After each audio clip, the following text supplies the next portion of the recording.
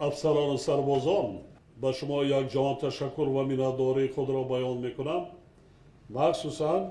مخصوصاً به سربازان احتیاطی که امروز با دعوت کمیسریات‌های حربی سری وقت حاضر شده برای حمایه مرز و بوم وطن آماده هستند. شما بسیار با اعتماد باشید که در دولت ما تنجی آرامی تأمین است.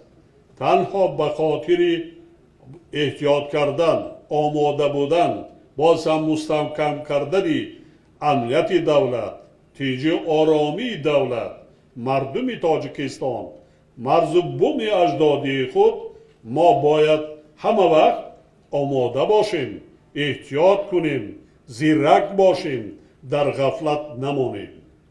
وطن دولت وطن ما، دولت ما، زادگاه مای شما، وطن مای شما، در این خاک و اجدادی مادران مای شما، فرزندان مای شما، نبیره و ابیرگان مای شما کار و فعالیت و زندگی میکنند و مرز و بوم اجدادی را کی باید حمایت کند؟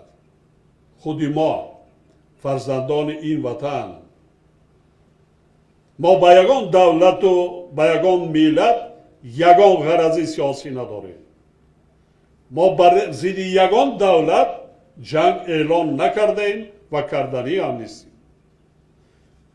شما نترسید، غیور باشید، دلیر باشید، در همه لحظه های سختی، سنگینی، وزمینی دست یکدیگر را گیرید، کمک نمایید به یکدیگر.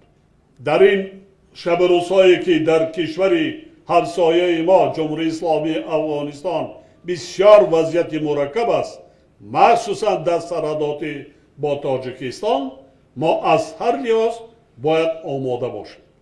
از همین لحاظ سربازان احتیاطی در لحظه‌های ضروری ما دعوت کرده برای همکاری و کمک کردن به سرحدبانان باید دائم ما آماده باشیم. ما همه امکانیت ها را داریم. دولت سال 92 نیست. همه اقتدار را داریم. به افسران سربازان بار دیگر تاکید میکنم که در این شب و روزهای بسیار حساس ما زیرک باشیم، آماده باشیم، همه طرف آمادگی جنگی در سطح بلند داشته باشیم، سطح کسبیت خود را بلند برداریم، سطح کسبیت سربازان را بلند برداریم، شرایط خوبی خدمت و استراحت سربازان را مخصوصا اهمیت اولی درجه دادن در کار است.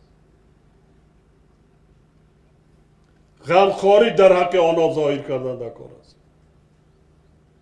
من به شما اصلا میگویم که 24 ساعت در سرحدات دولتی 24 ساعت هر یک ثانیه میشه زده تامین امنیت و دولت تاجیکان را 30 سال باز تامین کرده ایستاده. اصلا میگویم من به شما.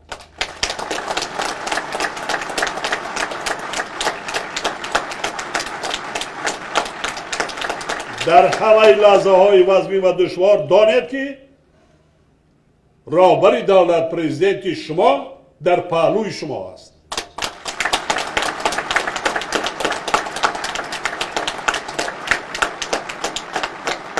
و شما یک جان تشکر و مینتداری خود را بیان میکنم. و موفقیت و خدمت بلند، پاک وجدانی، صداقت به ملت و دولت وطنی خود صادق باشید، جسور باشید، غیور باشید، دلیر باشید، حسی بلندی ملی داشته باشید، حسی بلندی وطن دوستی و وطن پرستی داشته باشید.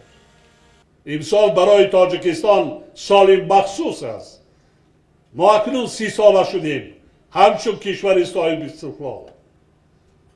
و بینید قشون‌های سرحدی حالا 30 ساله نشدن از زمان تأسیس یابی، لیکن چگونه فرقیت است از روز تأسیس یابی تا به امروز. و باوری کامل دارم که با کمک و دستگیری دولت و حکومت جمهوری تاجیکستان در آینده زیست شرایط خدمت، تأمینات با مهمات جنگی، تکنیک های نظامی دیگر باز هم خوبتر و بهتر میگردد. аз ҳама барои мо, барои давлат саломатии шумо дар кор, хушбахтии шумо дар кор. ҳар як ҷавонмард орзу дорад. худо кунад ки ҳамаи шуморо ба ҳамон орзуи омоли некатон расонад. саломат бошед, хушбахт бошед. муваффақият шумо бошед. با اساسگذاری صلح و وحدت ملی پیشوای ملت سرفرمانده عالی قوای مسلح جمهوری تاجیکستان شرف